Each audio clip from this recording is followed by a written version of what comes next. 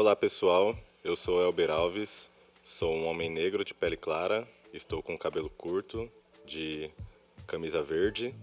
Estamos aqui em Guelé 10, numa mesa de podcast. E eu sou Larissa Ed, sou uma mulher preta retinta, estou atualmente com um penteado de dreadlocks e uma blusa preta. A ideia que o tema de crise climática e problemas ambientais estão somente nos filmes ou só em áreas que têm florestas não é a realidade. Ela está bem mais próxima no nosso dia a dia do que a gente pensa. Exatamente, Elber.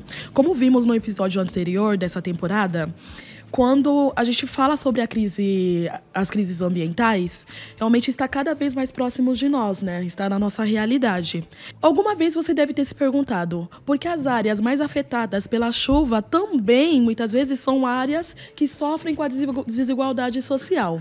Pois bem, gente, isso não é coincidência, viu? Certo. E para tratar sobre esse tema, a gente está aqui com a Gisele. E aí, pessoal, tudo bem? Larissa, Elber? Tudo bom, e você? Tudo nice. E para falar um pouco sobre o trabalho da Gisele, que é jornalista e mestra em planejamento urbano pela Universidade de São Paulo, ela também é coordenadora da área de Direito às Cidades Antirracistas do Instituto de Referência Negra Peregum. Gisele, você está bem? Faça uma audiodescrição sua, por gentileza. Bom, meu nome é Gisele, né? Gisele Brito, eu sou uma mulher negra, com cabelo black, uma camisa branca, com anel e uma pulseirinha. E é isso, estamos aí para falar sobre o fim do mundo. Eita, mas você vai trazer esperança pra gente. Vai, por favor. Eu tinha a ideia de que o debate da crise ambiental era algo distante. Mas em 2019, eu lembro que São Paulo virou, do nada, a noite, né, foi trocada pelo dia. E aí eu percebi o quão sério e o quão essa crise estava na nossa realidade. Nos afeta. Exatamente. Sim. Em 2024, isso voltou a acontecer por conta da negligência do Estado e do país com esses problemas climáticos para nós, né? Então, quando o meio ambiente ele é afetado, automaticamente nós sofremos com essas consequências, né? Nós acabamos sendo afetados com isso. E você, como especialista, como você vê o impacto disso nas cidades? Bom, acho que vocês começaram bem falando aí, né? Que acho que às vezes a gente pensa que as mudanças climáticas, né, é uma questão distante.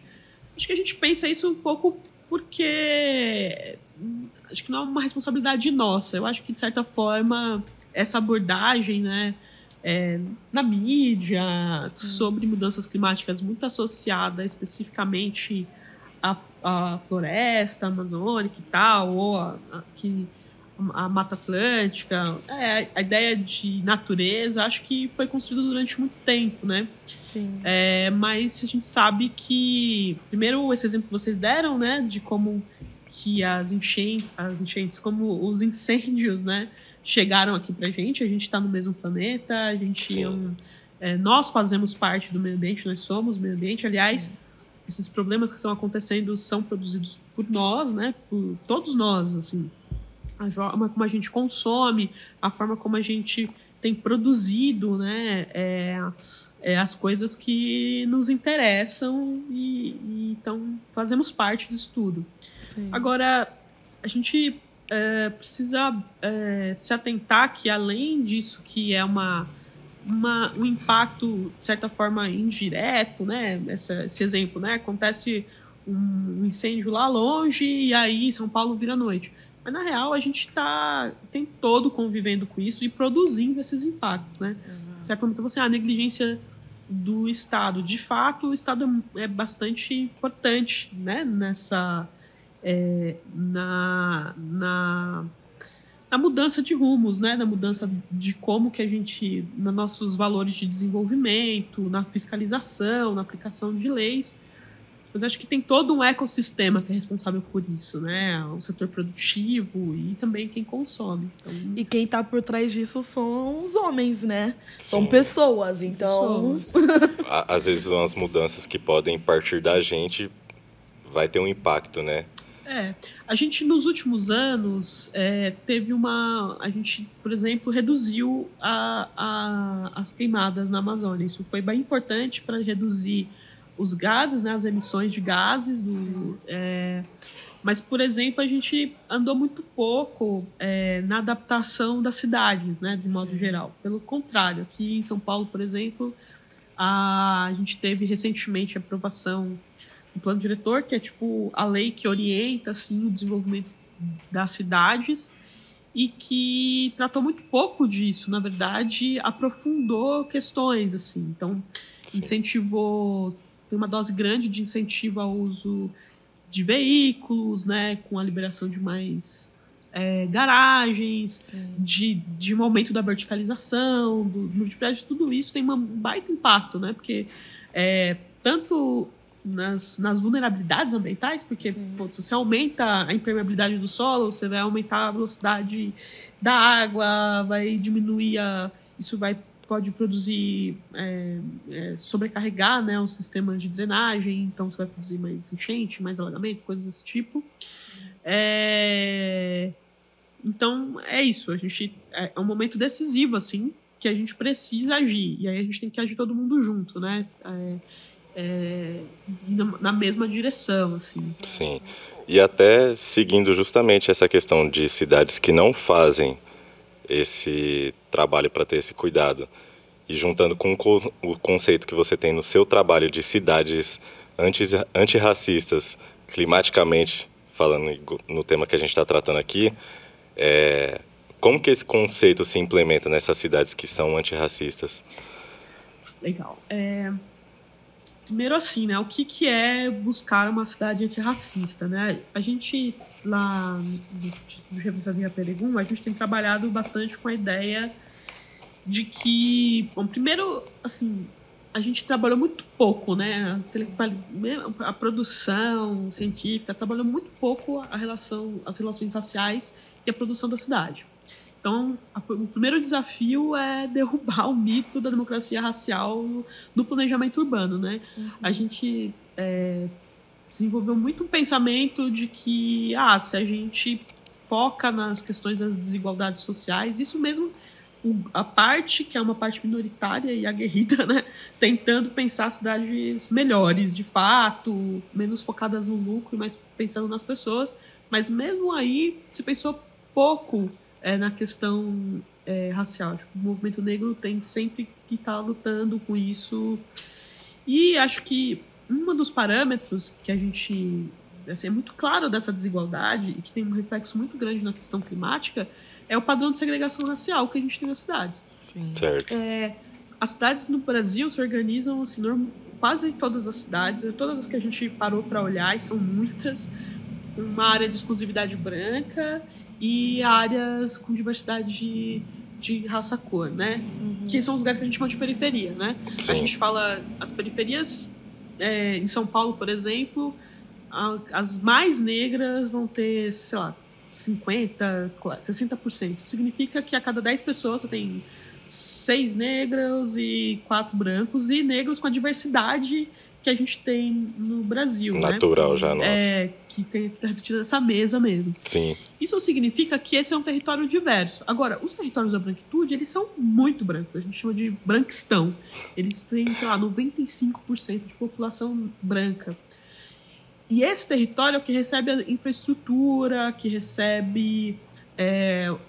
aqui em São Paulo, o lugar que tem as melhores universidades, as melhores hospitais, o melhor sistema de transporte. Uma melhor qualidade de vida, né? Melhor qualidade de vida de modo geral. E mais proteção contra esses impactos diretos das mudanças climáticas. Claro que assim, a qualidade do ar também tem uma diferença. Sim. A qualidade do ar é diferente dependendo dos lugares. Sim. Mas e esse território, ele não é fixo, né? Então, ele vai crescendo. A gente tem feito algumas pesquisas, feito mapas, levantamentos a partir dos censos, mostrando que essa área da exclusividade branca ela vai crescendo. E ela cresce em cima desses territórios que são mais negros, né? Que a gente chama de periferia. E para onde que vão essas pessoas que vão sendo expulsas? É a gentrificação, de alguma forma, né? Normal. A gente pode chamar de gentrificação. Só que tem um problema. No Brasil, a gente não admite que gentrificação é uma questão de banimento racial. Sim. Nos Estados Unidos, por exemplo, esse conceito ele é muito entendido que gentrificação é um processo de banimento racial das comunidades racializadas nos Estados Unidos, que são as comunidades negras, latinas, também comunidades asiáticas. Aqui no Brasil a gente prefere pensar é um enobrecimento, é só trocar... Não está entendido por todo mundo, né? Não está entendido como um processo racial, e ele é um processo racial. Sim. E quando você vai produzindo esse embranquecimento, essas pessoas não desaparecem, né? As pessoas vão para onde? Elas vão para áreas, normalmente, para áreas que são ou socialmente ou ambientalmente, ou os dois vulneráveis. Sim. Então, a gente tem um trabalho lá que a gente chama de mapa da chuvinha, que a gente conseguiu mapear onde pessoas que moravam numa favela que foi urbanizada, na Barra Funda. A Barra Funda é um território, aqui em São Paulo, que perdeu muita população negra entre os anos 2000 e 2010. Né? Aumentou bastante a população branca lá e perdeu muita população negra. A Barra Funda é um território à margem do rio, à margem que tinha atravessada por uma linha férrea, um território super importante para o samba, né, para a história do nascimento do samba, por exemplo. E olhando para esses censos, ele dá para ver isso. E nesse mesmo período teve uma operação urbana aqui em São Paulo, e a nossa hipótese é que essa operação tinha produzido esse embranquecimento. Quando a gente coloca ali a comunidade de uma favela para onde essas pessoas foram, você vê que essas pessoas foram para os territórios que são mais negros e que são territórios que são mais ambientalmente vulneráveis. Então, as periferias de São Paulo e até cidades da região metropolitana. Então, é bem importante falar disso, porque como que a gente pensa enfrentar as mudanças climáticas, mas levando em consideração uma coisa importantíssima que é a justiça climática. Sim. Né? Porque nesse território que eu estou comentando aqui, uma das justificativas era a vulnerabilidade ambiental dessas pessoas. Já era, não é uma coisa de agora. Elas tinham muitas comunidades que estavam à beira de um rio ali, por exemplo. Isso é muito comum, né? Sim. Você remover pessoas porque elas não estão muito perto de um rio, por exemplo. Mas as alternativas, você tira as pessoas dali e empurram elas para áreas vulneráveis, mais vulneráveis. Então, a solução para os problemas, acho que um exemplo para começar aqui, né? Para a gente entrar nesse assunto. Que a solução para os problemas, que a gente entende como problema, elas não podem revitimar as pessoas. A gente tem que trabalhar com a ideia de justiça climática. Sim. E com o enfrentamento das questões raciais, né? Dessa segregação, desse processo de embranquecimento. Não serem empurradas, né? Tentar combater justamente esse movimento, né? O fingir que a gente está combatendo as mudanças climáticas, produzindo mais banimento racial. Essa é a estratégia. A gente tem que estar muito atento. Por isso que é importante a gente estar envolvido nessa discussão. Porque ela é uma discussão importante para repensar os padrões de desenvolvimento. E se a gente não estiver envolvido nessa discussão e não conseguir ser ouvido no que a gente tem pedido, reivindicado, né? Vai ser um novo ciclo de desigualdade, de racismo, de reinvenção das formas de exclusão. Né? Sim. Olá, eu me chamo Valesca Queiroz, sou engenheira sanitarista e ambiental e mestra em cidades inteligentes e sustentáveis. Além disso, eu sou cofundadora do Observatório das Baixadas aqui em Belém.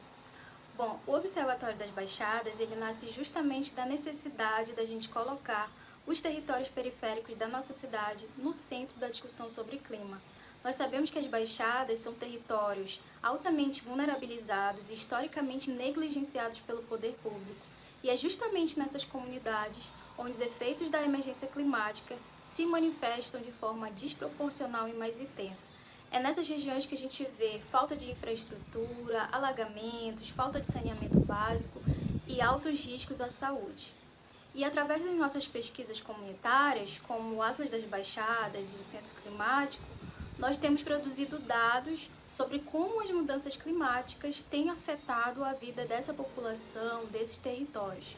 Mas a gente não para por aí, isso é apenas o início do nosso trabalho, a gente não para no diagnóstico. O Observatório ele tem promovido formações com jovens, através de oficinas, rodas de conversas, com moradores, lideranças, tem realizado a construção de campanhas também de incidência e articulações com gestores públicos, porque a gente entende que a agenda climática ela precisa ter o envolvimento de diversos atores. E é dessa forma que a gente tem conseguido transformar esse conhecimento comunitário, esse conhecimento da população, em ferramenta de mobilização e pressão para que as políticas urbanas, elas de fato considerem a realidade das periferias e assim possam garantir que essas populações, elas não sejam olhadas apenas como as impactadas desse processo, mas que sejam colocadas como protagonistas na construção de soluções para os seus territórios. Enquanto pesquisadora em justiça climática, para mim é fundamental que a gente tenha um olhar interseccional sobre o clima, principalmente trazendo esse recorte sobre raça e gênero. E antes da gente falar sobre justiça climática, é importante que a gente reconheça que essa crise ela não afeta todas as pessoas da mesma forma ou na mesma proporção. Tanto é que os dados têm evidenciado isso. Um dos exemplos é que 80% das pessoas deslocadas por essa crise são mulheres. E isso mostra como o gênero ele é um marcador fundamental de vulnerabilização. Então, mulheres racializadas, especialmente negras, indígenas, quilombolas e ribeirinhas, têm enfrentado múltiplas camadas de desigualdade. Então, são elas que estão à frente do cuidado das suas famílias, chefiando as suas famílias, são elas que estão à frente da gestão da água, da alimentação e muitas vezes dessa organização que acontece nas comunidades. Então, se as políticas públicas elas não consideram essa perspectiva, elas acabam sendo ineficazes ou até mesmo passam a aprofundar essas desigualdades existentes. Então, trazer o olhar do gênero significa também garantir que as soluções pensadas para o clima, elas contemplem, por exemplo, a segurança alimentar, a saúde, o acesso à renda e principalmente a participação política das mulheres que são minoria nos espaços de tomada de decisão. Então, a gente precisa reconhecer que elas não são apenas as vítimas dessa crise, mas que elas precisam liderar e construir as soluções e as alternativas locais e coletivas para enfrentar essa emergência climática. E para isso é fundamental que elas estejam envolvidas e sejam chamadas, para também tomar as decisões sobre o futuro das suas comunidades. E aí, até mesmo aproveitando essa deixa, porque as áreas que são mais afetadas pela chuva, muitas vezes são as que mais sofrem também com a desigualdade social. E sem cortar a resposta da Gisele, pensando sobre esse tema de problemas climáticos, eu pensava que isso era muito distante da minha realidade. E aí um exemplo de pensar que isso está no meu dia a dia, no nosso dia a dia, é os alertas de chuvas fortes. Por exemplo, quando um alerta aparece às 5 da tarde, quando a gente está voltando do trabalho, dependendo da condição da pessoa, do patamar social dela, da onde ela mora, tal, qual é a dificuldade que ela vai ter para voltar para casa, se ela tiver o carrinho bom dela ou a parte da cidade melhor, e se a outra vai ter que ficar ali em pé no ponto de ônibus esperando a chuva passar para ela conseguir pegar a condução e que horas que ela vai chegar em casa. Acho que a gente consegue entender que realmente isso nos afeta mais que diretamente, né? Bom, vamos lá. Primeiro, por que as áreas que são mais afetadas pela chuva são as áreas que... Primeiro, assim, até tem uma diferença, por exemplo, a temperatura, tudo isso é um pouco socialmente construído. Sim. Quanto menos árvores tem no lugar, mais quente esse lugar vai ser, por exemplo. E a arborização, é um serviço público, né? Eu, por exemplo, cresci na zona sul de São Paulo quando tinha muito mato ainda. A gente chamava de mato, que é um jeito meio pejorativo, inclusive, de falar sobre isso.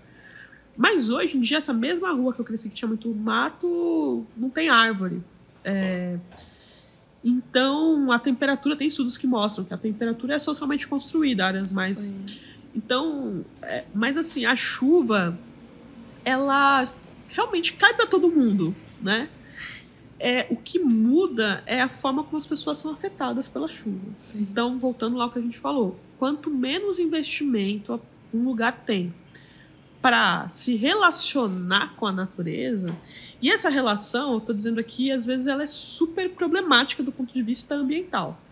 Por exemplo, a gente aqui em São Paulo tem dois importantes rios, que é o Pinheiros e o Tietê. O rio Pinheiros é um rio que margeia algumas das áreas mais ricas de São Paulo. Sim. Algumas das empresas mais importantes de São Paulo ficam à beira do rio Pinheiros. E ficam, assim, hoje a gente fala à beira do rio Pinheiros, mas eles ficam hoje onde estava o rio Pinheiros há 60 anos. Porque o rio Pinheiros Sim. era um rio bem sinuoso que foi retificado, né?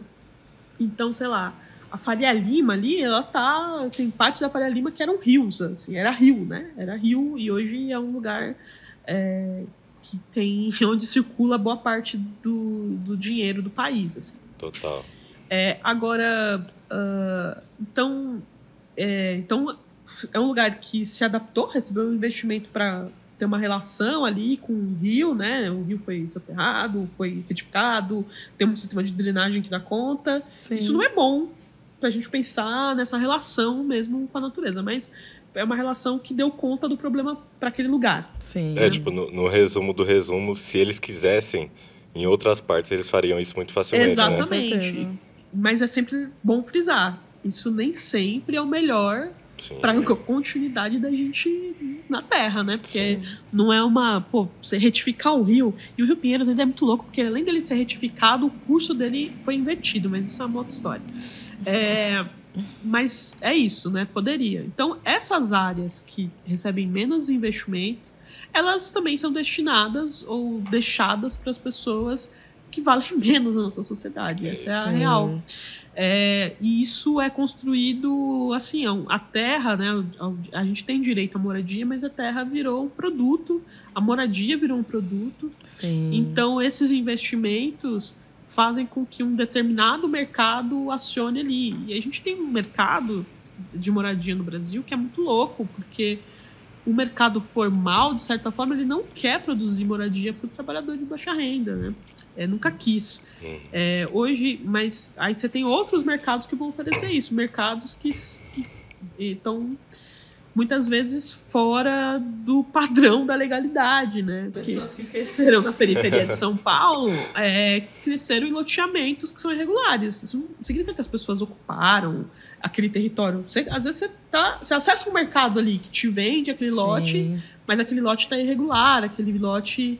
E aí você dali passa 10 anos, alguém chega lá e fala, não, você vai ter que sair da sua casa, tá irregular.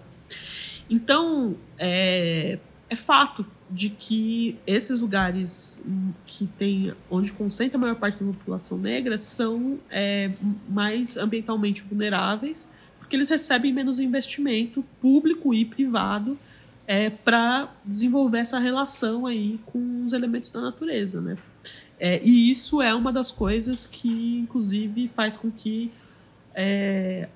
o mercado direcione aquele lugar para essas pessoas. Sim. Agora, sobre estar perto, né, e sobre essa coisa dos alertas, é isso. Acho que está muito perto, cara. Eu acho que vamos bater nisso, assim, né? Como que as mudanças climáticas pegam a nossa vida? Quando começou o lance dos alertas, eu lembro que eu estava dentro de um ônibus e eu escutei as pessoas... a gente não tem uma cultura no Brasil de tratar as mudanças, eventos climáticos extremos como eventos climáticos extremos. Tipo assim, vai chover muito.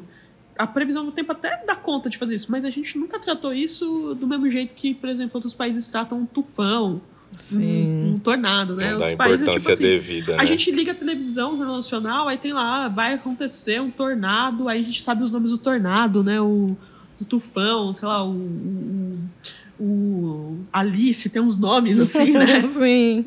E a gente acompanha isso nos jornais aqui. Mas as chuvas ou as secas, que são previsíveis em certa medida, a gente não dava essa importância. Aí teve um momento aí que isso começou a aparecer, e por isso a gente começou a implantar melhor sistemas de alerta e tal. E eu me lembro de estar no ônibus e ter um homem falando: eu vou ter que voltar para casa porque mandaram mensagem que é para buscar as crianças porque vai chover. E eu tive que sair do trabalho. Isso afeta muito a nossa vida, né? E assim, vai começar a afetar cada vez mais. Por exemplo, você começa a ter eventos culturais, esportivos, que tem que se modificar, porque vai chover ou porque vai fazer muito calor. Sim. Trabalhadores, né? Pessoas que trabalham na rua e que tem que... será que eu posso cumprir essa tarefa que está no meu planejamento, mas vai fazer uma temperatura tão alta? Será que eu posso asfaltar essa rua hoje? Isso é bom?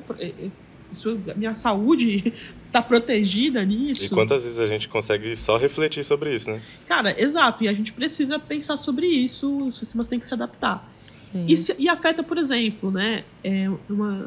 Acho que é um exemplo interessante, assim, que eu, dialogando com profissionais de saúde outro dia, que é assim, por exemplo, uma pessoa que tem diabetes, ela mantém em casa, e tem um determinado tipo de diabetes, que eu nunca lembro qual que é, que acho que é o tipo 1, que usa insulina, ela precisa manter a insulina na geladeira. Isso.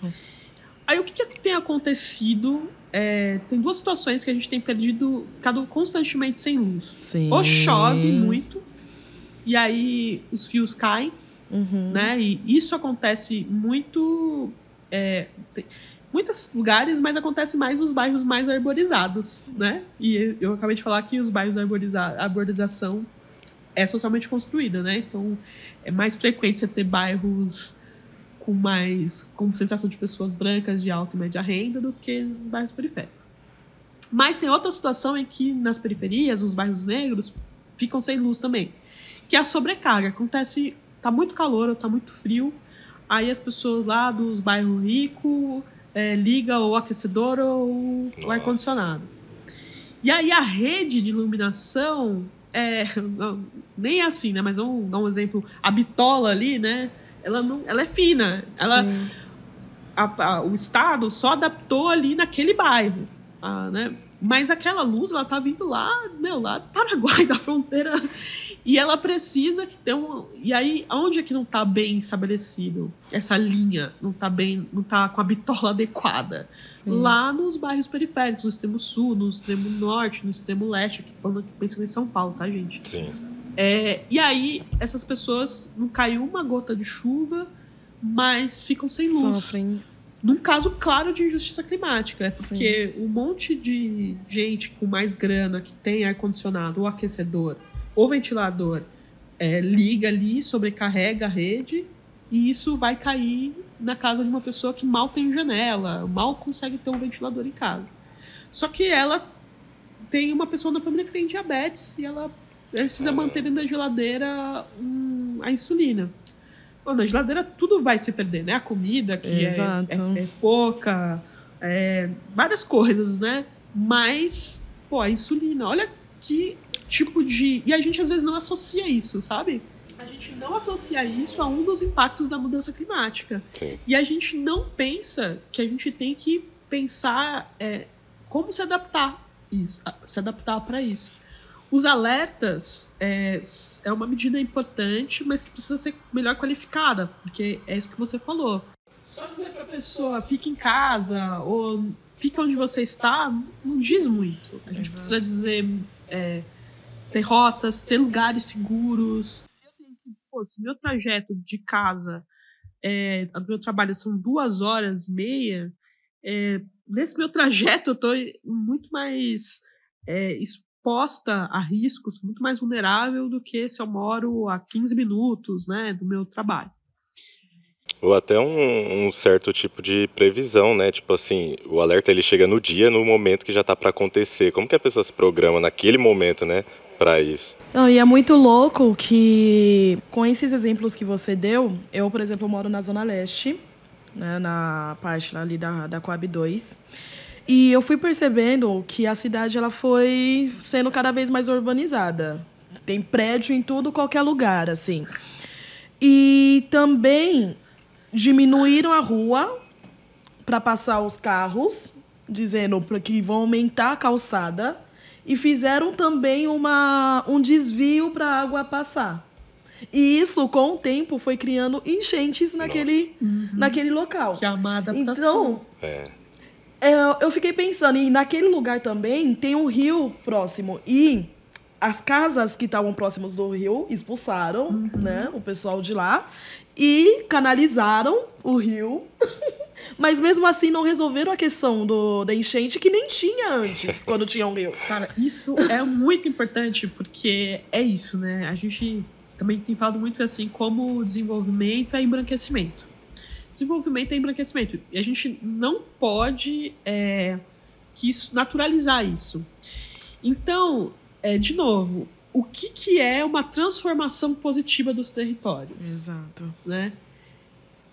Beleza, tinha uma relação ali difícil com o rio. As pessoas eventualmente tinham uma relação meio de insalubridade com aquele rio ou de risco.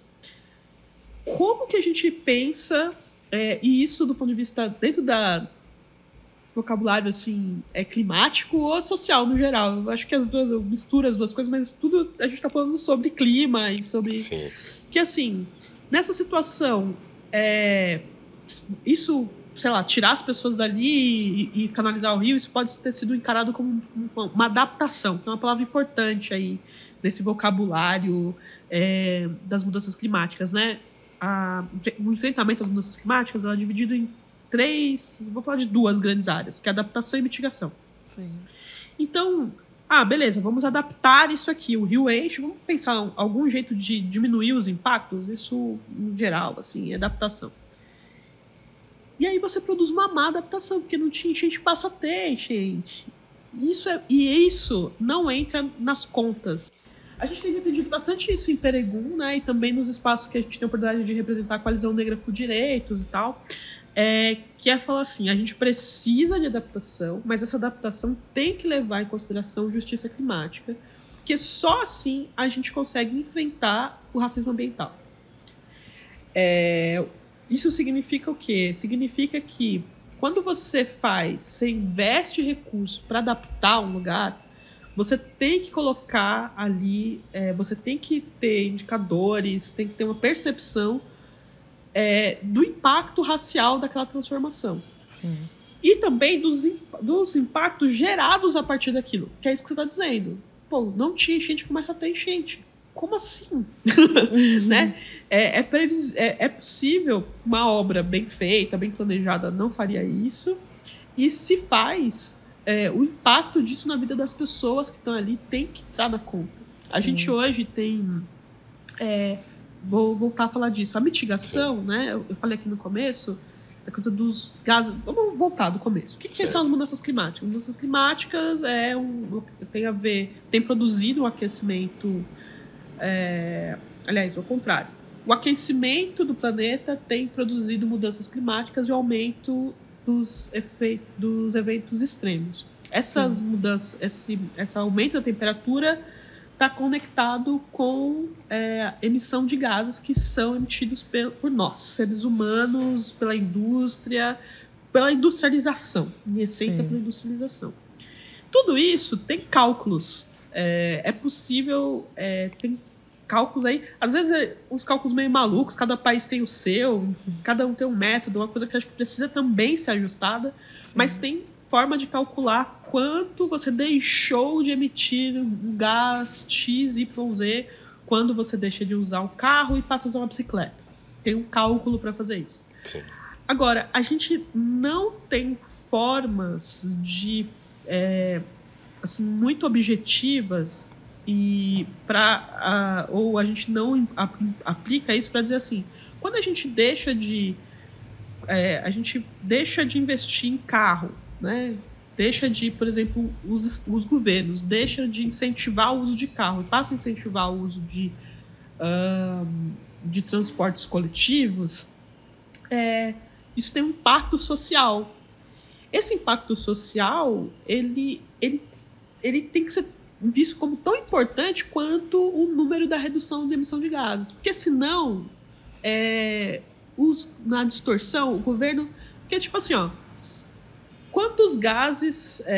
se você começar a investir em bicicleta ou em ônibus, você tira gás. Até a bicicleta pode emitir, talvez, isso não é um dado concreto, tá? Estou especulando aqui. Sim. Se você investisse numa frota enorme de bicicletas, ia emitir menos gases do que numa... Isso é fato. Do que numa frota de ônibus, né? Porque Sim. a bicicleta não emite gás. Mas será que do ponto de vista da justiça climática, isso atende, de fato, a população trabalhadora que mora lá na Zona Leste e vai na Zona Sul? Prática, de na verdade. prática, tem justiça climática nisso? Sim. Porque aí se você vai investir nessas bicicletas de empréstimo, aí só de você olhar o mapa da distribuição da bicicleta, você fala, cara, isso não me atende. Sim. Então, beleza, a conta da mitigação até bate, mas a conta da justiça climática, uma distribuição dos impactos e da melhora da qualidade de vida, não bate. E essa conta, né, ela assim, o governo brasileiro tem se comprometido com justiça climática, tem feito um discurso bem tenso sobre isso, querendo... os dados internacionais têm trazido isso, mas ainda, sabe assim, para inglês ver, vamos falar aqui, tem que ter justiça climática, mas eu quero ver medidas concretas. Sim. Quanto que isso daqui impacta na redução da desigualdade, de fato? Exato. Na melhora da qualidade de vida, na redução das vulnerabilidades da população negra. É isso que a gente tem que colocar na conta. E aí entra tudo isso que a gente está falando, de a gente entender que na hora que está muito calor, quem tem grana vai ligar o ar-condicionado. Primeiro, que eu não posso morrer no calor porque eu não tenho grana para comprar o ar-condicionado. Alguma coisa tem que ser feita aí que equilibre as questões ambientais. Sim. E a vida ali das pessoas com justiça, né? E eu não posso ficar sem luz porque a rede elétrica foi feita para atender aquelas pessoas. Sim. E não me atende. Eu não posso ficar sem meu remédio. Senão a gente tem que começar a pensar formas de equilibrar isso. Sim. Voltando agora a falar sobre Peregum, que tem essas formações para trazer essas informações para a gente e como a gente consegue combater melhor essas mudanças climáticas e esse sistema racista climaticamente, trazendo até para o nosso público dessa geração, como você acha que pode ajudar a juventude periférica essas formações do Peregum? Peregum é uma organização do movimento negro, né? Como o Galedese, que acho que a gente acredita muito no movimento negro educador, assim. Então, a gente tem feito várias formações trabalhando nisso, tem formado bastante jovenzitos aí para participar desses debates, porque, assim, é muito importante que a gente se aproprie desse debate sobre mudanças climáticas, porque esse debate, ainda hoje, ele é pouco preocupado com pessoas. Certo. Pessoas no geral. Pessoas negras, então, muito pouco, assim, né? A gente precisa se apropriar desse debate, inclusive porque acho que é bem importante a gente dizer assim, que o debate sobre mudanças climáticas, quando eu era criança, né, eu vi a Eco 92. E eu lembro, quando eu era criança, questões ambientais eram assim... proteja o mico-leão dourado. Pelas baleias, tinha uma coisa assim, os golfinhos. Era muito... E é super importante isso, né? São coisas que pertencem à nossa biodiversidade, tem um papel super importante. E seres humanos querem dar papel, né? São feitos, têm direito à existência e tal. Mas, hoje, esse debate... eu acho assim que ele ainda é muito importante a questão da biodiversidade, mas ele é um debate sobre economia, sobre modelos de desenvolvimento. Então, por exemplo, o que é a transição energética justa? A transição energética é assim, os países que... O que é uma transição energética? Hoje, os países que... vou voltar nisso, né? A gente é que está fazendo o aquecimento global, a industrialização. Então, quem são os principais? O Brasil tem uma conta que diz que é o quinto, outra que diz que é o sexto. A gente emite pra caramba, mas a nossa principal de emissão tem a ver com mudanças do uso da terra, que tem a ver com desmatamento e que tem muito fortemente a ver com agronegócio. Porque a principal coisa, quando desmata para fazer pasto, basicamente. Assim, isso são dados do MAP Biomas, por exemplo. Mas tem outros países que são mais industriais, de outras coisas. Então é o seguinte, se o que a gente está dizendo é que a gente tem que diminuir a emissão de gases, e os principais vilões petróleo, por exemplo, são os gases, né? São a queima de óleo derivado do petróleo. Então você imagina o seguinte, se o que a gente está dizendo é que o mundo tem que parar de fazer isso, tem que parar de ser dependente de petróleo, tem que parar de produzir petróleo, tem que parar de extrair petróleo. Quem trabalha do petróleo? Vai acontecer o quê? Então, o mundo tem que pensar o que vai fazer para substituir essa matriz energética. O Brasil tem que pensar o que vai fazer com os trabalhadores do agronegócio, se a gente vai mudar os modelos e, eventualmente, isso pode ocasionar perda de trabalho. Isso é uma preocupação fundamental. E quem está nas piores condições dentro do mercado de trabalho? A população negra. Os meninos negros são os que mais evadem, que permanecem, tem mais evasão escolar em meninos negros. Então, se esses meninos negros já tem mais empecilhos estruturantes, isso tudo provocado pelo racismo, que sofre dentro da escola, né, e tal.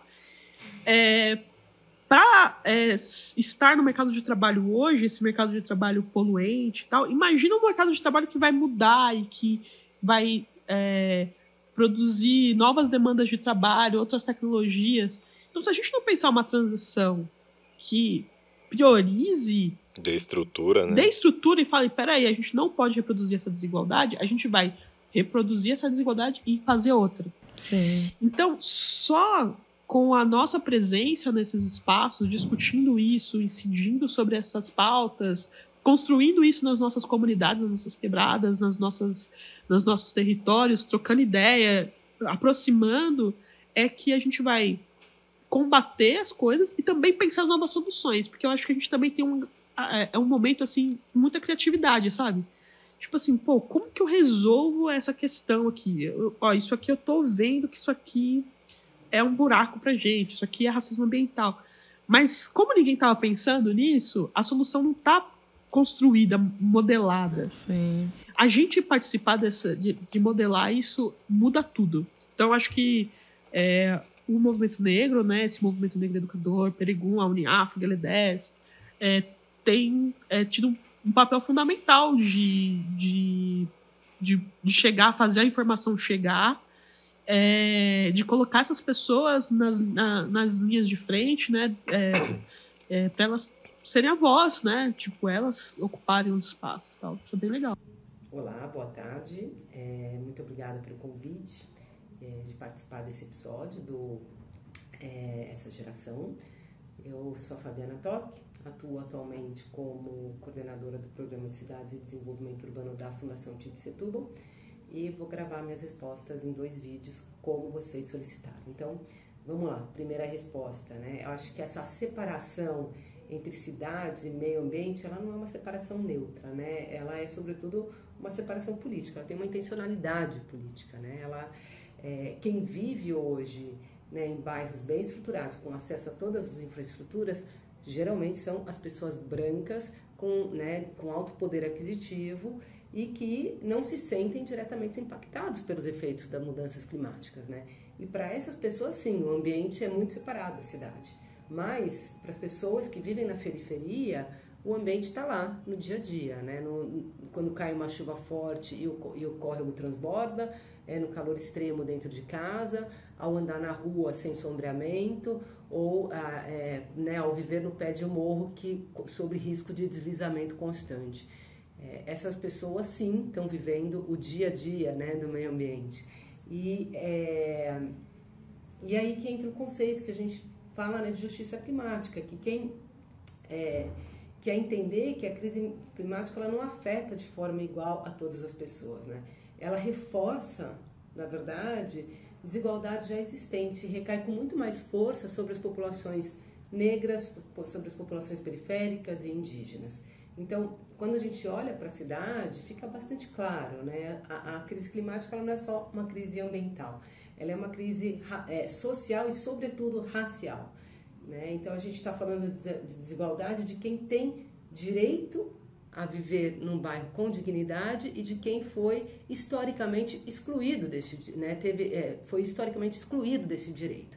Então, no fundo, é disso que a gente está falando quando a gente separa meio ambiente e cidade, né? A gente não torna evidente o fato de que esse processo é um processo histórico construído, né, dentro da nossa sociedade, e que quando você sobrepõe essas duas camadas, essas duas dimensões, aí sim a gente revela como o clima aprofunda o que já estava dado na cidade.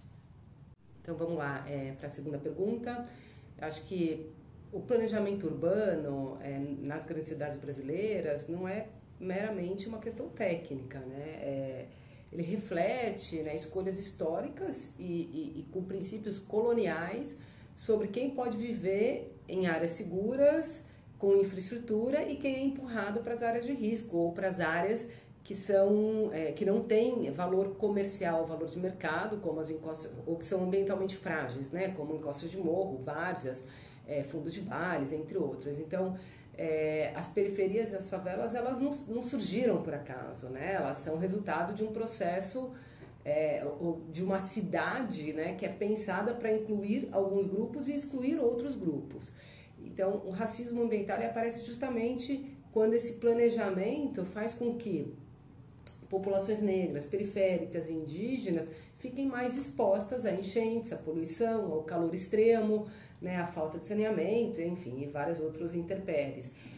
E, sobretudo, é um fenômeno que é expresso quando a gente tenta encaixar, né, a cidade informal dentro do modelo de cidade formal, de cidade legal, né, que a gente está repetindo uma lógica colonial, né, tentando impor uma visão única, branca e hegemônica para uma diversidade de territórios que não foram constituídos nessa mesma lógica e que são diversos por natureza.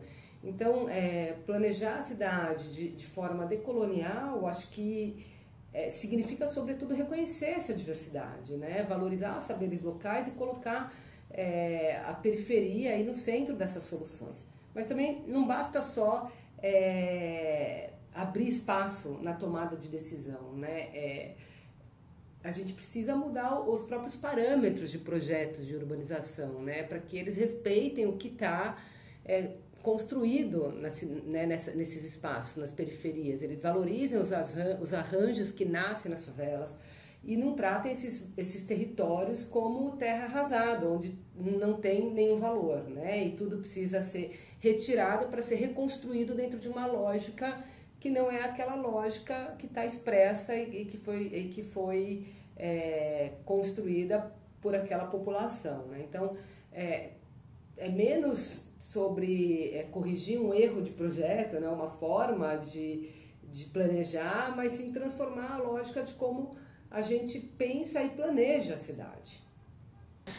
Aproveitando isso, inclusive, eu gostaria de saber como você acha que o papel das instituições e das quebradas devem ser pensados.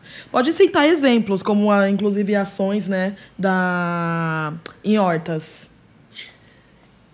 Cara, eu acho que assim, como que o papel das instituições e das... Olha, eu acho que as quebradas, né, as pessoas, eu falo quebradas, eu tô aqui em São Paulo e é um podcast que é no mesmo lugar, né? As periferias, sei lá, como os subúrbios, subúrbio ferroviário, as favelas, os alagados, né? Os lugares, assim, quem vive o problema pensa no problema e pensa na solução também, de alguma forma. Sim. Eu acho que esse conhecimento ele tem que ser valorizado. A gente está falando um pouco aqui, por exemplo, de comunidades tradicionais, né? Mas tem as comunidades tradicionais indígenas, comunidades tradicionais quilombolas, que essas duas comunidades a gente tem dados que mostram, né, de como que em territórios quilombolas e territórios terras indígenas, o desmatamento, por exemplo, é menor. Então, a presença dessa demarcação é um elemento ali de contenção de desmatamento, por exemplo. Então, é muito importante ouvir esses conhecimentos para pensar soluções. Agora, eu também acho que assim, a gente não pode também onerar as pessoas, né? Pô, eu tô aqui, já tô vivendo esse problema, agora eu que vou ter que cuidar disso, enquanto lá no território da branquitude o Estado bota dinheiro, bota engenheiro, bota gente para fazer, para carpinar o lote, e agora eu vou ter que carpinar o meu lote, sabe? Tem que inventar uma tecnologia, me desdobrar, isso, cara, né? É uma coisa que a gente tem que equilibrar. A gente quer ser ouvido, a gente quer participar, a gente... Não participar, eu quero sentar na mesa, negociar, quero que o meu problema seja... Quero poder resolver aqui na escala da minha comunidade, participar disso, mas eu quero que esse recurso seja distribuído com justiça, né? Se vai chegar... Eu sempre falo isso, né? A coisa muito comum, né? Vamos fazer um mutirão e carpinar nossas hortas. Cara, é isso. A distribuição de gari é um serviço público, é dinheiro público sendo distribuído desigualmente, né? Isso é sempre importante se ligar nisso. Agora, sim, é muito importante a gente conseguir também dar escala para os nossos problemas. Porque, cara, os problemas, a desigualdade social, no modo geral, e as desigualdades ambientais, assim, o sistema tem que mudar, sabe? O sistema tem que mudar para a gente conseguir produzir essas mudanças na escala que elas são necessárias. Acho que tem uma política pública que é uma tecnologia brasileira, uma tecnologia de quebrada. Aqui em São Paulo, as mães da Zona Leste e as mães da Zona Sul envolvidonas na produção do SUS. O SUS, cara, é uma tecnologia... Eu sei que o SUS tem vários problemas, ninguém gosta de ficar na fila, ninguém gosta de esperar, ninguém gosta de ser mal atendido, ninguém gosta de dar falta, mas o SUS tem uma tecnologia por trás muito incrível. Porque o SUS era uma ideia assim, é uma política pública central, mas com muito controle social e com muita participação social. E a gente, às vezes, não consegue ver o poder. Cara, as equipes de saúde da família, que eu sei que não chegam em todo quanto é lugar, mas a forma como chega o cuidado, que às vezes parece besta, né? Você tem uma pessoa que vai na sua porta e fala assim, tira a água do potinho. Sim. Só que essa medida é fundamental para pensar, por exemplo, a dengue. Da prevenção, né? Hoje a gente pensa em dengue, mas nos anos 80, essas equipes de saúde, anos 80, o SUS é de 88. Também é legal falar isso, né? Antes de 88 não existia SUS, tá, gente? Não existia saúde gratuita no Brasil. Só existia saúde gratuita filantrópicas, tipo Santa Casa. Então, se você era de axé e tinha coisas específicas, você tinha muita dificuldade para fazer isso nesses espaços. Mas começo dos anos 90, esse assunto era cólera. Eu lembro de eu no pré falando de cólera. Porque cólera era ali... A gente tinha pouco saneamento, menos saneamento que a gente tem hoje. Sim. Então as crianças tinham muito problema com esse tipo de coisa. E aí chega a informação básica. Toma aqui, coloca essas 2 gotinhas disso aqui. Isso é uma política que tem uma escala comunitária. Sim. Mas que tem investimentos que vem do Estado e tal. Então, acho que a gente tem que conseguir pensar sistemas de proteção ambiental, de adaptação, de mitigação, que consigam fazer parecido com isso, sabe? Beleza, vai se adaptar aqui a minha comunidade, né? Essas equipes de saúde da família, por exemplo, elas manjam, cara, onde que tem zona... onde que está como que chega para trocar ideia dentro do cortiço, como chega para trocar ideia com os idosos que moram sozinhos, com as famílias que têm pessoas em drogadição, que têm alcoolismo. Elas têm tecnologia, têm vocabulário para falar com essas pessoas. Quando tem, eu sei que não tem em todo lugar. Sim. Mas aonde tem esse conhecimento. Então, a gente precisa pensar esse conhecimento do ponto de vista ambiental também. Acho que é para fazer esse enfrentamento. E até mesmo como você chegou a falar, muitas vezes as pessoas que estão nesses lugares vulneráveis, né, que são lugares periféricos e tudo mais, têm que arrumar a solução, dar um jeito de resolver aquela crise ambiental que está tendo no seu ambiente. E aí acabam sendo, né, protagonistas dessa luta. Uhum. Porque como não tem nenhuma ajuda e tal do governo, então eu queria que você trouxesse exemplos de comunidades que fizeram, né, foram protagonistas, que fizeram uma melhoria em prol de melhorar aquela crise ambiental da sua região. Eu acho sempre essa resposta muito difícil. Acho essas perguntas bem complexas. Ai, corta. Cara, não, como você chegou até a citar, da horta. Eu, no meu bairro, eu percebi que tinha um local que estava sempre baldio, né? E aí, já vi que eles colocaram ali uma placa de... tem a horta comunitária, que está aí em tal lugar, assim. Isso então, faz uma diferença gigantesca, diferença, né? E eu já sei que é o pessoal ali do bairro que está se movimentando para realizar. E aí, até mesmo, esses tempos, tem um outro local, o baldio também, que o pessoal fez um baixo-assinado, porque o pessoal estava jogando muito lixo lá e tal. E aí, obviamente, que estava prejudicando a gente, porque a gente nem conseguia nem passar na calçada, porque o lixo estava invadindo a calçada. E o pessoal fez um baixo-assinado para que construísse alguma coisa. E agora vai ser uma UBS. Aí, tipo, espaço. Se você consegue trazer para a gente mais exemplos dessas ações que realmente fazem a diferença, né? Eu acho que tem várias iniciativas, né? Acho que nos últimos anos tem rolado muitas hortas comunitárias. A Uniafro, por exemplo, tem algumas hortas comunitárias e são super importantes, né? Para lidar um pouco com a ideia dos desertos alimentares, mas também para pensar outras formas do que é comida, né? Eu acho que é muito educativo também quando você na relação com as hortas ali, com a relação com a produção da comida e tal. Isso é bem importante.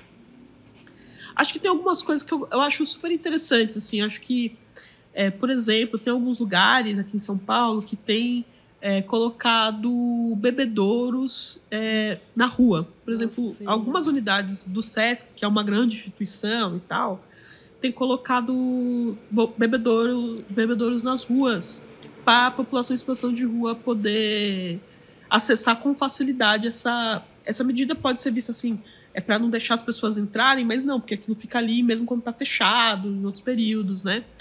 Então, isso com a intensificação das zonas de calor, eu acho uma medida super interessante também. Nossa, assim, na praça onde eu moro, colocaram um bebedouro.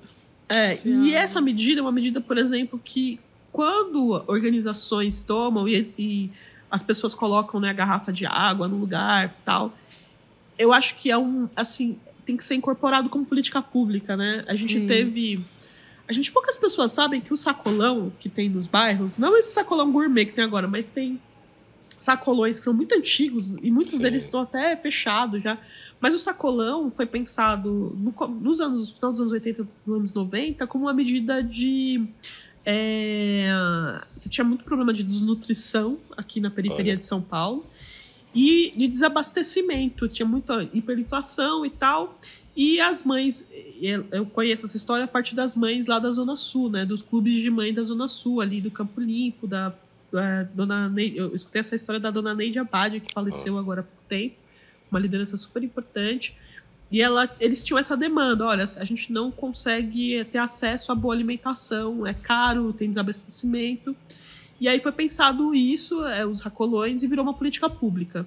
agora a gente está vivendo as cozinhas solidárias também, que começou como uma iniciativa de movimento e está sendo incorporado como política pública. Eu acho que esse movimento é muito importante, saca? Sim.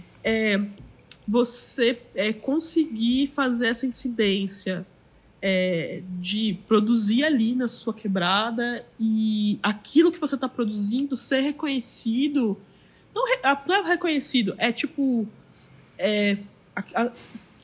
quem está nessa ponte, fazendo a ponte de transformar aquela iniciativa que é comunitária, que está ali, que é feita no nós por nós, como que a gente transforma isso numa política pública? Porque isso dá conta de um problema grande. Sim. Acho que isso é fundamental. Então, por que a cidade de São Paulo não oferece água gratuita na rua, né? Por que a gente... eu já tive em outros lugares que tem fontes maravilhosas, né, de água para as pessoas tomarem. Então, acho que a gente precisava... Isso é muito importante. Esse salto nas políticas, nas iniciativas, sabe? Que isso seja... esse é o lance, né? Tipo, o que significa reconhecimento das iniciativas comunitárias?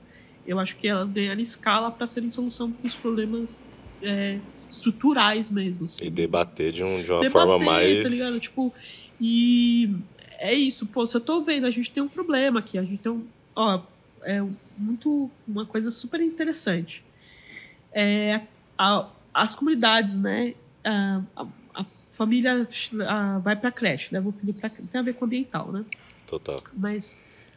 As creches foi uma demanda muito forte também, lá nos anos 70, 90, das mães e tal, pensando a creche como uma questão importante para as crianças, mas para as mulheres. Mas as creches têm uns horários muito loucos, né? Tipo assim, é um turno que termina antes do turno da família. Quem que vai buscar aquela criança? Aí eu tô... Como que as quebradas resolvem isso? Aquela senhora que junta as crianças no quintal e cuida das crianças. Sim. Né? E que é fundamental, sem aquela mulher, normalmente uma mulher, né? Como que aquela família ia resolver aquilo? Porque o turno é até as 4, mas a pessoa só sai do trabalho assim.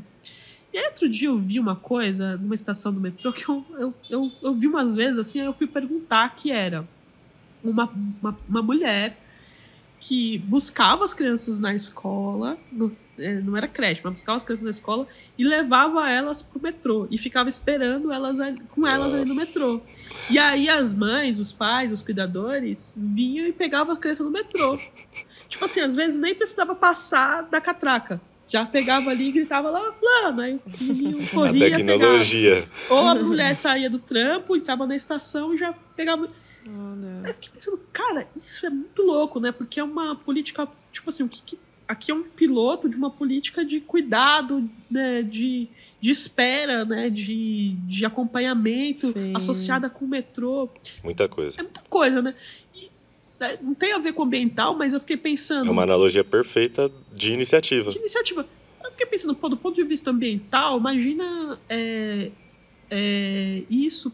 Pensando nessas questões ambientais, né? Tipo assim, de ser um lugar protegido, porque era um monte de criança, era uma senhora com umas 20 crianças, mas estava dentro de uma estação do metrô, então não estava na chuva, não estava no super calor, mas não tem água. E elas ficam esperando do lado de fora, sem banheiro. Sim. Fiquei pensando, isso aqui precisava muito ser aprimorado, porque é super importante, né? Mas tudo tem a ver com o ambiental. Se a gente pensar um pouquinho, a gente... Né, nisso que você falou, essa mãe, quando recebeu o alerta, essa mãe, esse pai, que ia falar assim, eu não posso ficar aqui, meu filho tá na escola, tem que sair correndo. Não vai precisar sair. Ela não vai precisar correr, ela vai ficar um pouquinho mais ali, proteger a vida dela ali, sabendo que tem alguém cuidando num lugar seguro do filho dela, mesmo depois do horário da creche. É tudo sobre racismo? É tudo sempre sobre racismo? Tudo isso é sobre racismo. E tudo isso é sobre nossa luta para enfrentar o racismo, né? Eu acho que esse é o mais importante. Porque, só para falar, eu comecei falando do fim do mundo, não é para desanimar.